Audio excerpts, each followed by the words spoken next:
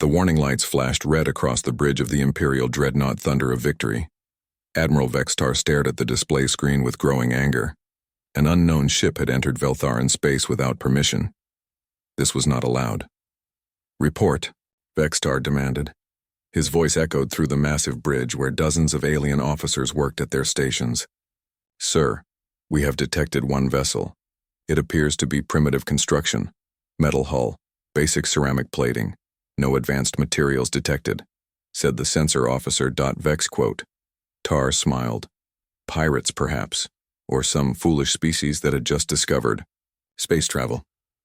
Either way, they would learn to respect the Veltharan Empire today. Send the 47th Fleet to intercept. 12 dreadnoughts, 40 cruisers, full escort formation. Let them see what real power looks like." The fleet moved through space like a metal storm. Each dreadnought was 3 kilometers long, bristling with weapons that could destroy planets. The cruisers were smaller but still deadly. Together they represented enough firepower to conquer entire star systems. Meanwhile, aboard the unknown ship, Captain Yun Wu sat calmly in his command chair. The Bridge of the Sunrise was small and quiet. Only 8 people worked here, and they all seemed relaxed despite being surrounded by hundreds of enemy warships. "Sir, we're getting a communication request," said Yunji from her station. She was the communications officer, a young woman with short black hair and steady hands. "Put them through," Yun Wu replied. He was a tall man with kind eyes and a patient voice. He had commanded ships for 15 years, but this was his first time meeting aliens from this galaxy. The main screen filled with the image of Admiral Vextar. The alien had gray skin, 4 arms, and angry yellow eyes. Behind him, the bridge of his ship buzzed with activity. "Unknown vessel, you have entered Imperial space without permission. You will surrender immediately and prepare for boarding. Resist, and you will be destroyed." Hyunwoo stood up slowly. He straightened his simple blue uniform and smiled politely. "Greetings, Admiral. I am Captain Hyunwoo of the Earthship Sunrise. We are explorers from another galaxy. We come in peace and mean no harm to your people." Vextar's 4 arms waved angrily. "Another galaxy? Impossible. You lie. No one travels between galaxies. Look at your primitive ship." "I understand your confusion," Hyunwoo said. His voice remained calm and friendly. "But I must respectfully decline your boarding request. We are not subject to your laws as we are not citizens of your empire." The alien admiral's eyes went wide with shock. No one had ever refused a direct imperial order. Not in 2,000 years of conquest. "You dare refuse me? I am Admiral Vextar of the 47th Imperial Fleet. I command the most powerful warships in the galaxy." "I'm sure you do," Hyunwoo replied. "And they are very impressive ships. But we still cannot allow boarding." Vextar turned to his weapons officer. "Target that asteroid." He pointed to a large rock floating nearby. "Full power. Show these primitives what happens to those who defy the Empire." 20 dreadnoughts fired at once. Energy beams hot enough to melt steel struck the asteroid. It exploded into 1,000,000 pieces, each piece glowing white-hot as it scattered through space. "That," Vextar said with satisfaction, "will be your fate if you do not surrender now." On the Sunrise, Chief Engineer Minho looked up from his console. He was a stocky man with calloused hands and oil stains on his uniform. "Sir, should I disable their weapons?" "Please do," Hyunwoo said casually. "Try not to damage their ships. These people seem easily frightened." Minho pressed a few buttons on his console. "Done, sir." Aboard the Imperial flagship, chaos erupted. Warning alarms blared as weapon after weapon went offline. The weapons officer frantically pushed buttons, but nothing happened. "Sir, all weapons are non-functional. I can't explain it. The systems show green, but nothing fires." "What do you mean nothing fires?" Vextar screamed. "The weapons are undamaged, sir. All systems check normal. But when I press the firing controls, nothing happens. It's like the weapons forgot how to work." Across the entire Imperial fleet, the same thing was happening. Captains reported to their admiral in panic. Every weapon system had simply stopped working. Not broken, not damaged, just stopped. Vex quote. Tar stared at the human ship in growing horror. How did you do that? Do what? Hyunwoo asked innocently. Our weapons. You disabled our weapons. Oh, that. Yes, we noticed you were pointing dangerous objects at us. We thought it would be safer if they didn't work. Don't worry, we didn't break anything. Your weapons will work fine once we leave. Impossible. You're lying. No technology can do that. On the human ship, Navigation Officer So Young spoke quietly to the captain. She was a small woman with sharp eyes and quick fingers. Sir, I'm detecting 17 more fleets moving toward our position. It looks like they're calling for help.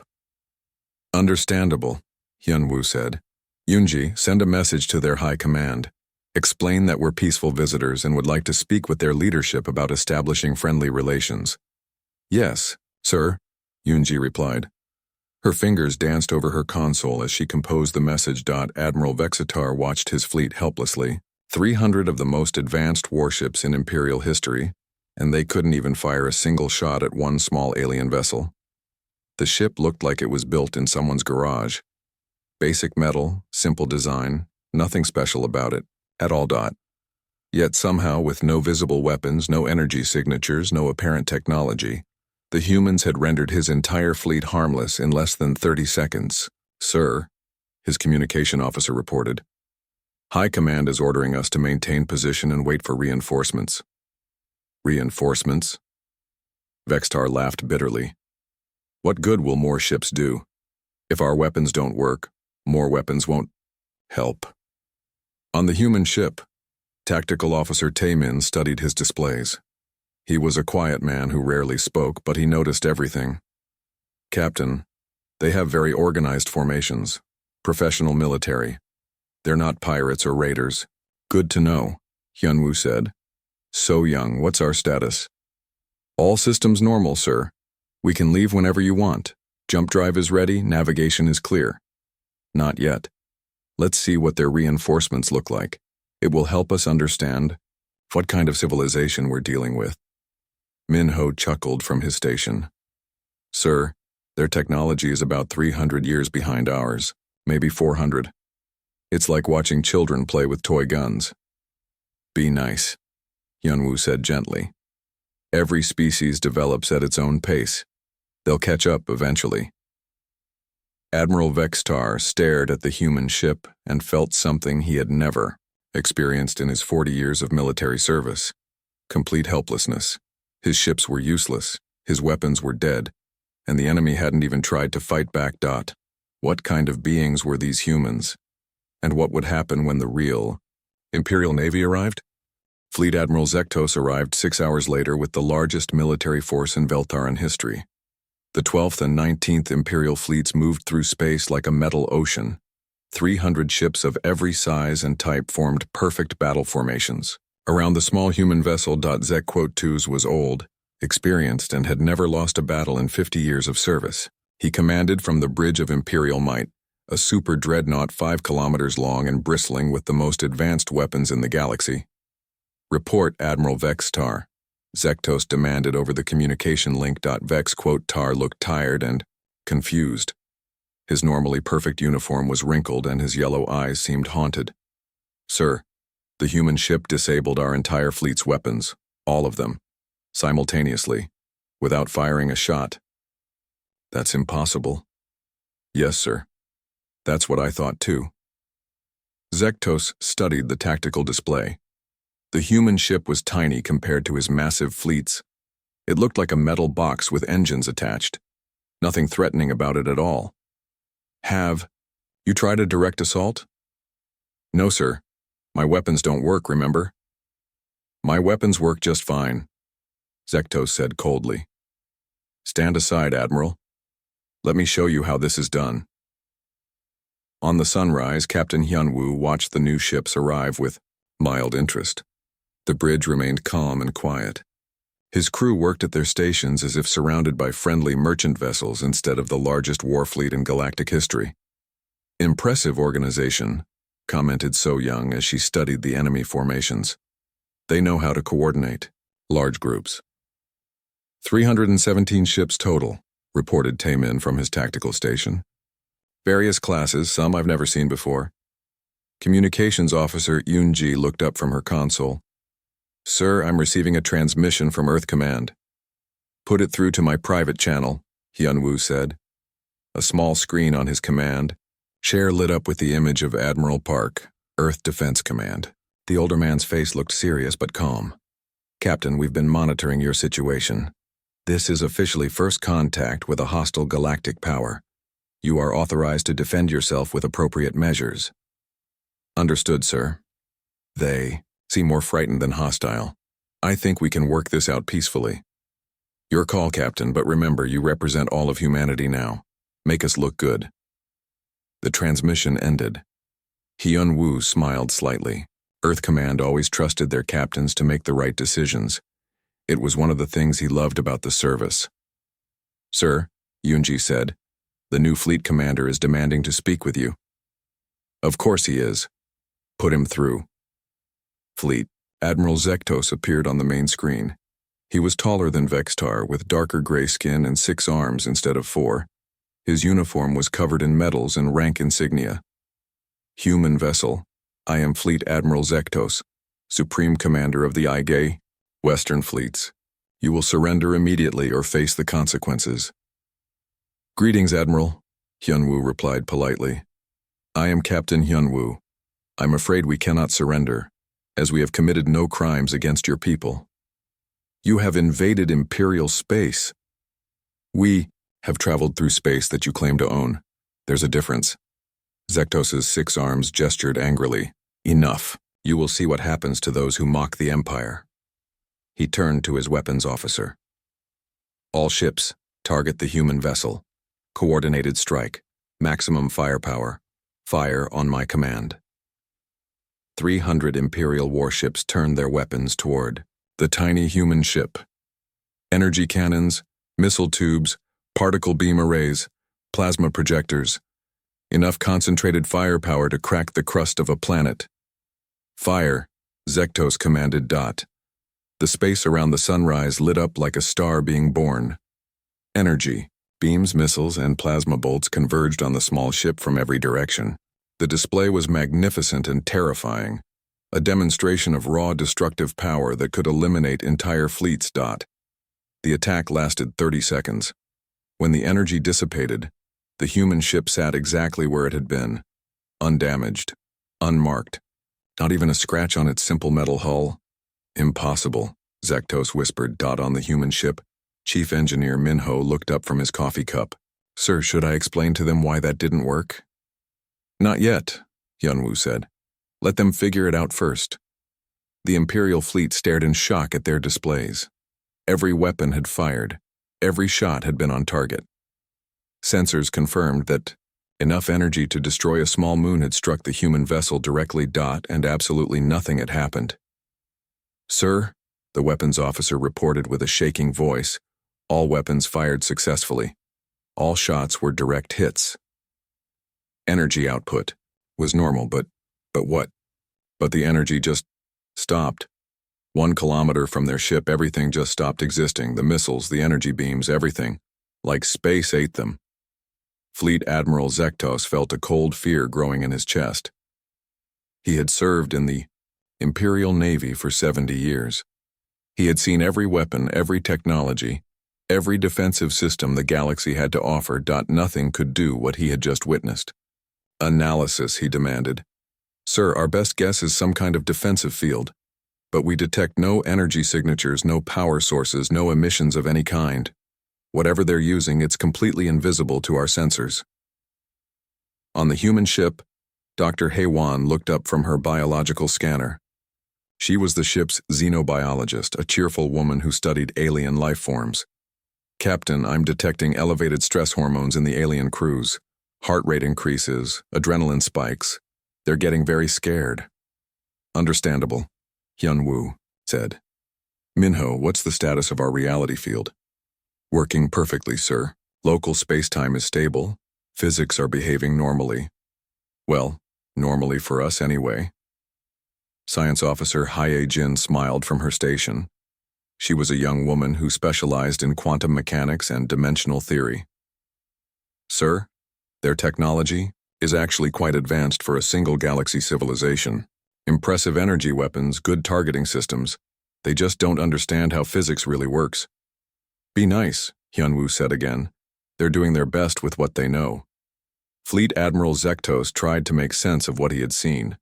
The human ship had not dodged the attack. It had not raised shields, it had not fired back. The energy had simply ceased to exist when it got close to their vessel. Sir, his science officer reported, I'm detecting some unusual readings from the human ship. What kind of readings? That's the problem, sir, I don't know. Our instruments are showing data that doesn't make sense. It's like space around their ship is different somehow. Different how? I'm not sure, sir.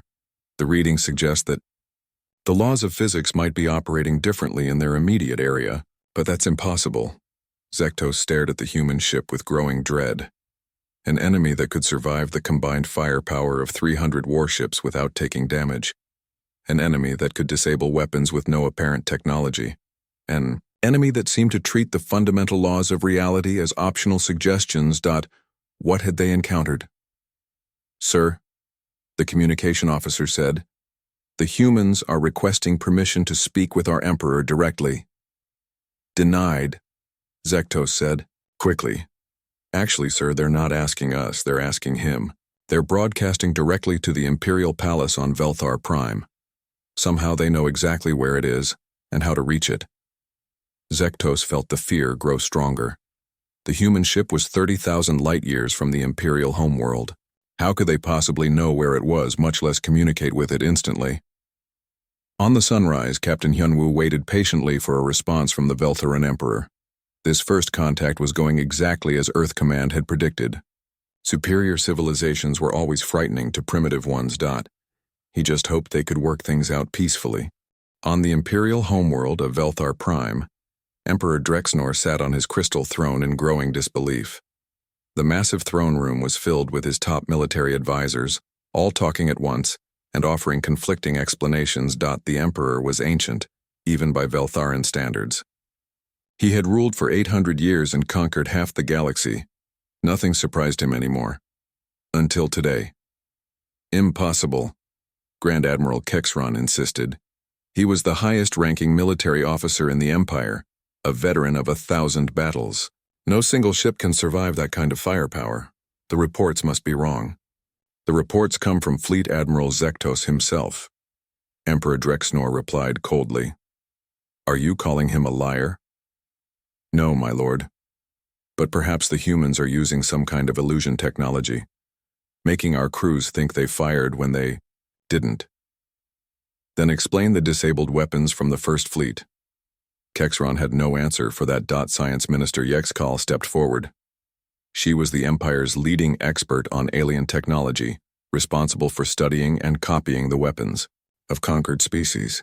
My lord, I believe they may be using some form of dimensional manipulation. Perhaps they shifted their ship slightly out of phase with normal space. Can we do that? The Emperor asked. No, my lord. Our understanding of dimensional physics is too limited. Then how do primitives from another galaxy know more than we do? Again, no answer. A new voice filled the throne room, clear, calm, and speaking perfect galactic standard. Your Majesty, may I address your concerns directly? Every being in the room turned toward the sound. A holographic image appeared in the center of the throne room. It showed a tall human male in a simple blue uniform, standing on what appeared to be a ship's bridge. I am Captain Hyunwoo of the Earth vessel Sunrise. I apologize for interrupting your discussion, but I thought a direct conversation might help clear up any misunderstandings. Emperor Drexnor leaned forward on his throne. The humans spoke their language perfectly, without any accent or hesitation. How was that possible? You dare appear before the Imperial throne without permission?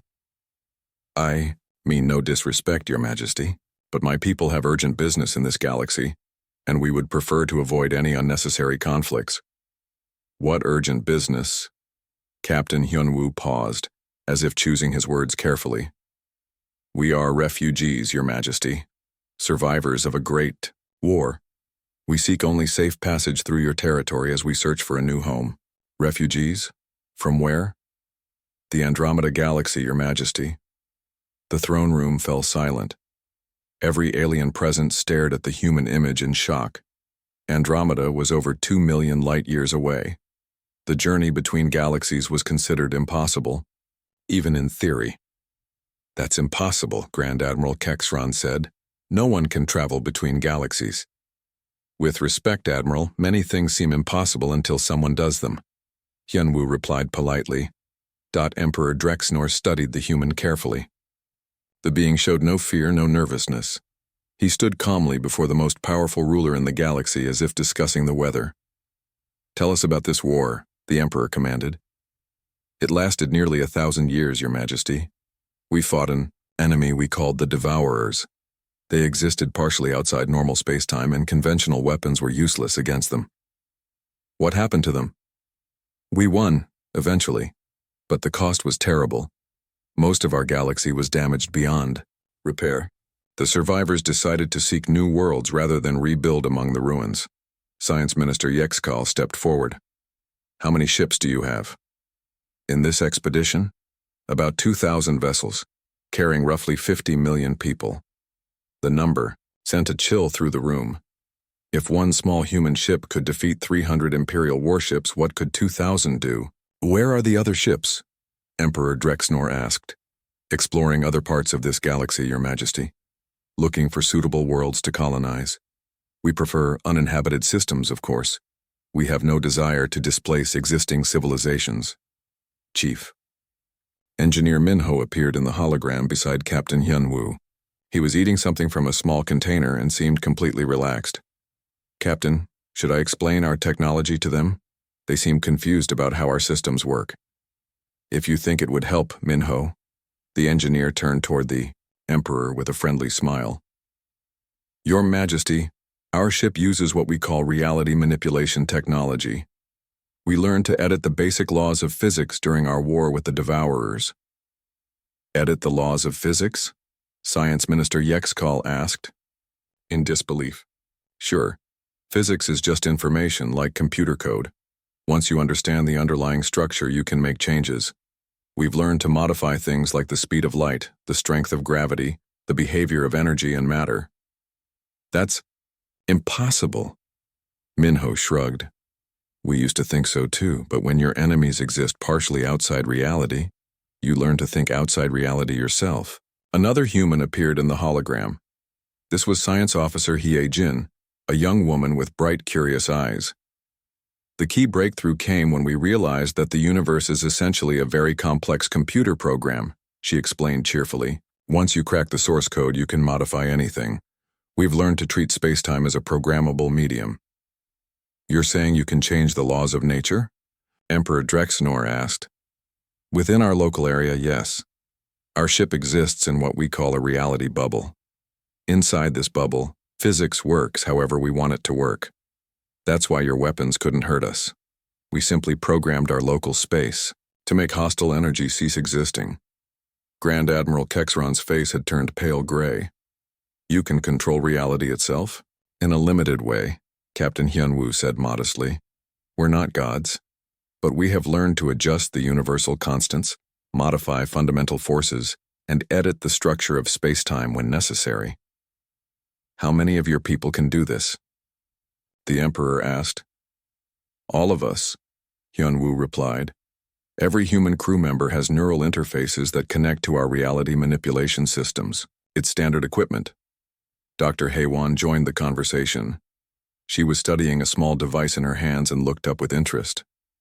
Your Majesty, I'm analyzing your biological signatures from here. Fascinating species.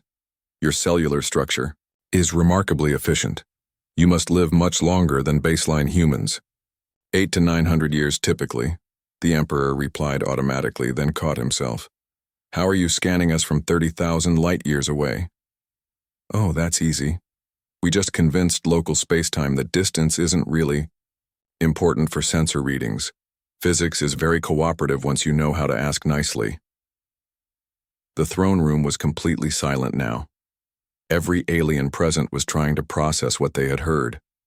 A species that treated the laws of physics as suggestions, beings who could reprogram reality itself, refugees carrying technology that made the Empire's greatest achievements look like stone tools. Your Majesty, Captain Hyunwoo said gently, we understand this is difficult to accept, but we truly mean you no harm. We've had our fill of war. All we want is to find peaceful worlds where we can rebuild our civilization. And if we refuse to allow you passage? Hyunwoo looked genuinely sad. Then we would be forced to go around your territory. It would add several thousand years to our journey, but we would respect your wishes. Several thousand years? Yes. At conventional faster-than-light speeds, we prefer not to use our wormhole generators near inhabited systems. The gravitational effects can be disruptive to local planets. Emperor Drexnor felt a deep chill settle over his ancient heart.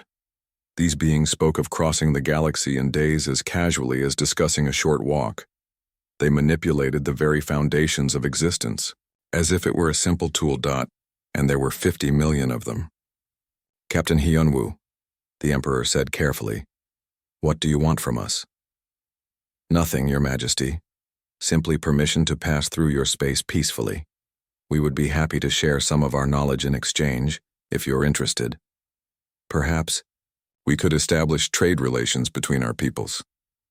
The human captain smiled warmly, as if offering friendship to old neighbors instead of revealing capabilities that could reshape the galaxy.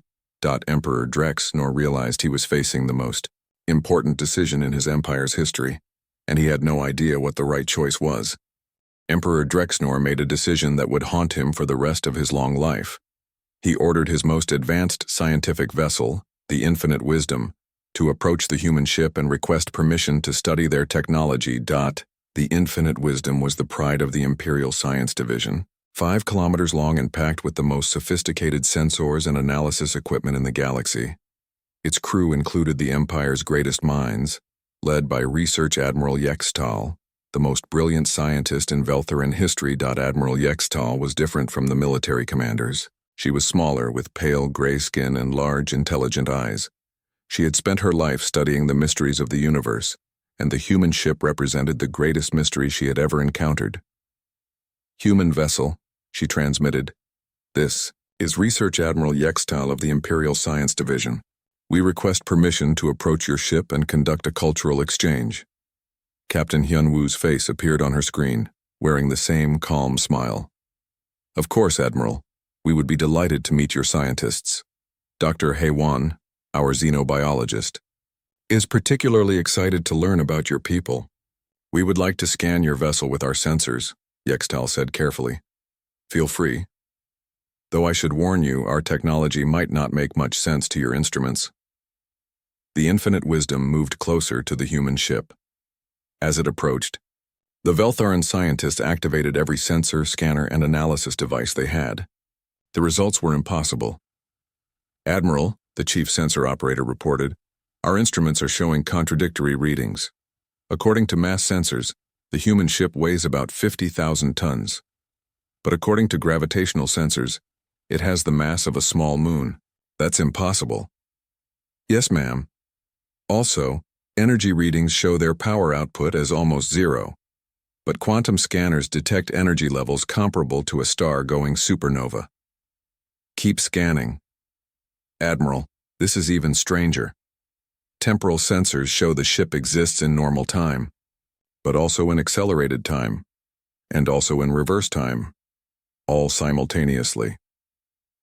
Yextal stared at her displays in growing amazement. The human ship seemed to exist in several different states of reality at once, as if it couldn't decide which laws of physics to obey.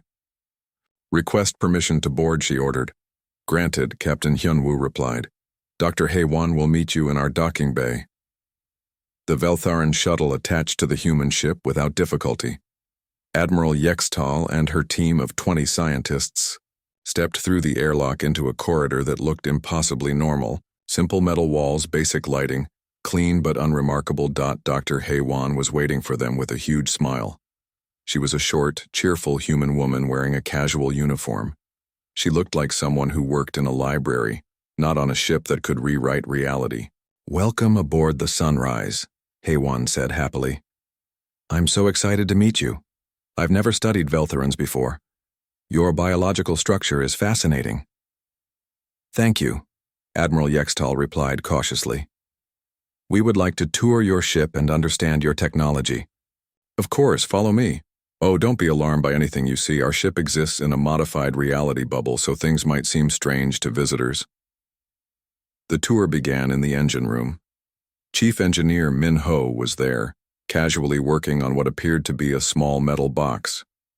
"This is our power source," Haywan explained cheerfully. The Veltharan scientists stared at the box. It was barely a meter square and showed no signs of incredible energy output. "What kind of fuel does it use?" asked one of the scientists. Min-Ho looked up and wiped his hands on a rag. "Oh, we don't use fuel. This is just a small controlled Big Bang. We keep a tiny piece of the original creation event running in a containment field." "A Big Bang? As in the birth of the universe?" "Yeah, but much smaller. This one only has the energy output of about 1,000,000 stars. We need that much power to run our reality manipulation systems." The Veltharan scientists looked at each other in shock. The box contained more energy than their entire planet used in a year, and the human engineer talked about it like a car engine. "How do you control it?" Admiral Yextal asked. "We just ask it nicely to behave," Minho replied with a grin. "The universe is actually quite cooperative once you learn how to communicate with it properly." The tour continued to the navigation section. Officer So Young was plotting courses on a display that seemed to show the entire galaxy at once. "How do you travel faster than light?" a Veltharan physicist asked. "We don't," So Young replied. "Faster than light travel is impossible." "But you came from another galaxy." "Right, we don't go faster than light. We just convince space-time that two distant points are actually the same point. Then we step from one to the other." She touched her display, and suddenly the wall became transparent. Through it, the Veltharan scientists could see their own homeworld, 30,000 light-years away. "See? If you adjust the local geometry of space-time, distance becomes optional." The wall returned to normal. So Young went back to her work as if she had just shown them a simple map. Next, they visited the weapons station. Tactical Officer Tae Min was reading a book and looked up as they approached. "You disabled our entire fleet's weapons," Admiral Yextal said. "How?" "Oh, that. We just edited your ship's programming at the quantum level. Don't worry, we didn't break anything. Your weapons will work fine once we leave the area." "You can edit matter at the quantum level?" "Sure. Everything is just information when you get down to the basic level. Matter, energy, space, time, it's all just data in the universal computer program. Once you understand the code, you can make changes." A Veltharan engineer asked, "What about your defensive systems? How did you survive our attack?" Taemin shrugged. "We just programmed our local space so that hostile energy stops existing when it gets too close. Simple reality editing." The final stop was the mess hall, where pilot Janae was having lunch. She was a young woman with paint stains on her fingers and a mischievous smile. "Want to see something cool?" she asked the terrified scientists. Before anyone could object, she picked up her glass of water. As they watched, the water froze solid, then boiled violently, then turned into wine, all at the same time. The glass contained ice, steam, and liquid wine simultaneously. "I thought it would be interesting to see all three states of matter in the same space," Janae explained casually. "I had to adjust the local laws of thermodynamics a bit, but it's pretty, don't you think?" Admiral Yextal felt her mind beginning to break. She was watching a being casually violate the fundamental laws of physics for entertainment. "How?" she whispered. "Neural interface." Janae tapped the side of her head, where a small device was barely visible. "All humans have them. Direct connection to our reality manipulation systems. I can adjust local physics just by thinking about it." "All humans?" "Well, all the ones who serve on ships like this. The colonists and civilians don't usually need full reality access. They just get basic interfaces for emergencies. Dr. Haywan led the stunned Veltharan scientists back to their shuttle. As they walked, she chatted cheerfully about her research into alien biology and her excitement about studying new species. Captain Hyun-woo wanted me to ask if you'd be interested in a formal diplomatic meeting, she said as they reached the airlock. We have standard first contact protocols and we'd love to establish friendly relations with your people. Admiral Yextal could barely speak.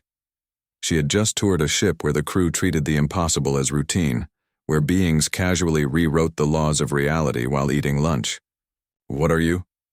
She asked quietly. Dr. Haywan looked confused. We're just humans, refugees looking for a new home. Why do you ask? You control reality itself. Oh, that. We had to learn during the war with the Devourers. They existed partially, outside normal space-time, so we had to learn to fight outside normal space-time too. It was hard at first, but you get used to it. As the Veltharan shuttle returned to the infinite wisdom, Admiral Yextal stared back at the human ship. It looked so simple, so primitive, but inside, beings casually wielded power that made gods seem weak, and there were 50 million of them. Admiral Yextal's report spread through the imperial government like a plague. Within hours, every high-ranking official in the empire had read her impossible findings. Within a day, panic had reached the highest levels of command. Emperor Drexnor called an emergency session of the Imperial Council. The massive chamber was filled with military leaders, scientists, and politicians, all talking at once in growing hysteria. They can rewrite reality itself, shouted Grand Admiral Kexron. How do we fight beings who treat physics as optional? We can't, Science Minister Yexkal replied grimly. Our weapons, our defenses, our entire understanding of technology is based on the assumption that certain laws cannot be broken. These humans break those laws casually. What about their numbers? Asked Defense Minister Kexalon.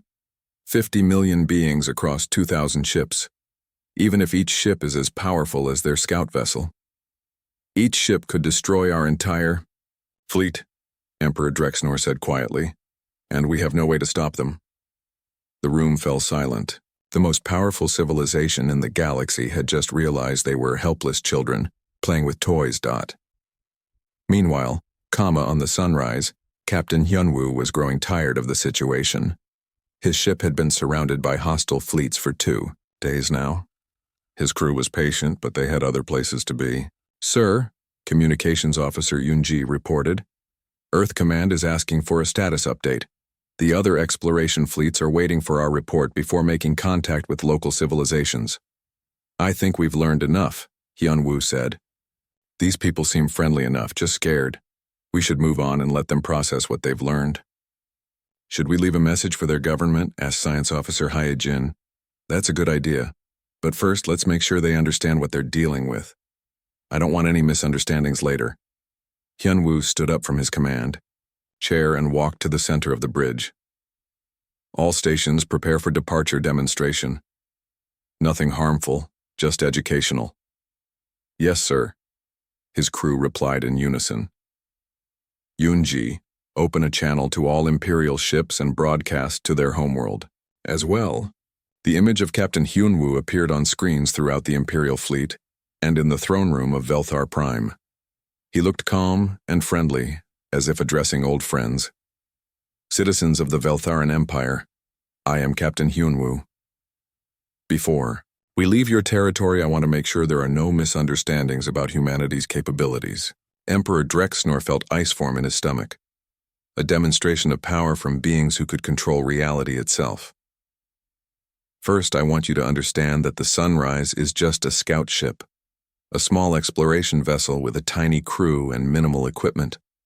We are not a warship. We carry no heavy weapons, no invasion forces, no military hardware of any kind. The word sent chills through every being listening. If this was what their scouts could do, what were their real warships like? Second, Hyunwoo continued, we truly mean you no harm. We are refugees seeking a new home, not conquerors. We have had our fill of war and destruction. All we want is peace. Navigation Officer So Young looked up from her station. Sir, jump coordinates are locked in. Reality manipulation field is ready for expansion. Thank you, So Young. Begin the demonstration. What happened next would be remembered in Imperial history as the day the universe revealed its true nature. The reality manipulation field around the sunrise began to expand. It grew slowly at first, then faster, encompassing the Imperial fleet, then the entire Chronos system. For exactly 10 seconds, Captain Hyun-woo adjusted the local laws of physics to show the Empire what humanity could do. Gravity reversed. Every ship, every planet, every piece of space debris in the system suddenly fell upward instead of down. The crews of 300 Imperial warships found themselves pressed against their ceiling. As their ships fell away from planets and stars. Electromagnetic radiation became visible. Energy fields that had been invisible suddenly blazed with beautiful colors. Radio waves appeared as streams of silver light. The magnetic fields of planets became gorgeous auroras that danced between worlds. Time flowed at different rates on each planet. On one world, 10 seconds passed normally. On another, those same 10 seconds stretched into an hour. On a third, time moved backward and the inhabitants watched their clocks run in reverse. Space itself became fluid. The rigid geometry of the universe relaxed, and distances became negotiable. The space between stars compressed and expanded like breathing. Ships that were light years apart suddenly found themselves side by side, then separated again by impossible gulfs. And through it all, the human ship sat calmly at the center of the chaos, completely unaffected by the changes they had imposed on reality. Then, just as suddenly as it had begun, everything returned to normal. Gravity resumed its proper direction. Light became invisible again. Time flowed forward at its usual rate. Space solidified back into its familiar rigid structure. The only proof that anything had happened was the memory of 300 Imperial crews who had just watched the laws of nature dance to a human tune. That, Captain Hyun-woo said calmly, is what we call basic reality manipulation. Nothing fancy, just some simple adjustments to local physics. We wanted you to understand what we're capable of, so there won't be any confusion in the future. Emperor Drexnor stared at his screens in absolute terror. These beings had just rewritten the fundamental laws of existence across an entire star system as casually as someone might rearrange furniture. Now, Hyun-woo continued, we'll be leaving your territory, but before we go, I want to extend an invitation. If your people are ever interested in visiting the Andromeda Galaxy, you're welcome anytime. We've mostly finished repairing the damage from our war with the Devourers. Chief Engineer Minho appeared beside the captain. Sir, we've optimized the local star spectrums for better aesthetic appeal. The sunsets are quite beautiful now. Thank you, Minho. Hyun-woo turned back to the camera. Your Majesty, Admiral Yextal mentioned that your people live 800 to 900 years. In Andromeda, we've learned to adjust biological aging processes. Your people could live much longer if they're interested. Science Officer Hyejin joined the conversation. We've also developed some fascinating new art forms using controlled gravity fields and modified light spectrums. Your people might enjoy them. Anyway, Hyun-woo said, it's been a pleasure meeting you. We hope our peoples can be friends in the future. Navigation Officer So Young opened a wormhole directly in front of the human ship. It appeared as a swirling tunnel of twisted space-time leading to somewhere impossibly far away. Oh, one more thing, Captain Hyun-woo said as his ship began to move toward the wormhole. If any of your ships encounter other human vessels, please remember that we're peaceful explorers. We would appreciate being treated as friends, rather than threats. The sunrise entered the wormhole and disappeared. The tunnel collapsed, leaving the Imperial fleet alone in normal space with their broken understanding of reality. Emperor Drexnor issued orders immediately. Any ship matching human design was to be offered full diplomatic immunity and whatever assistance they required. The Veltharan Empire would not risk making enemies of beings who could treat the universe as their personal playground. In the months that followed, the Empire began a massive shift in policy, from conquest to cautious exploration, from military might to scientific advancement. They had learned that the galaxy was far larger and more dangerous than they had imagined. The Imperial scientists who had toured the sunrise spent the rest of their careers trying to understand what they had seen. They never succeeded, but their research led to significant advances in Imperial technology. Other alien civilizations heard rumors of the encounter. Stories spread across the galaxy of a species that could control reality itself, beings who treated the impossible as routine. Meanwhile, 30,000 light-years away in the Andromeda Galaxy, Captain Hyun Woo filed his routine first contact report. The locals seemed friendly but technologically limited, he noted. He recommended the sector for future diplomatic missions and requested permission to bring back some of their interesting art forms for the cultural exchange program. The universe was vast, filled with wonders and terrors beyond imagination. But somewhere among the stars, humanity had learned that the only true limits were the ones you chose to accept. And they had chosen to accept very few limits indeed.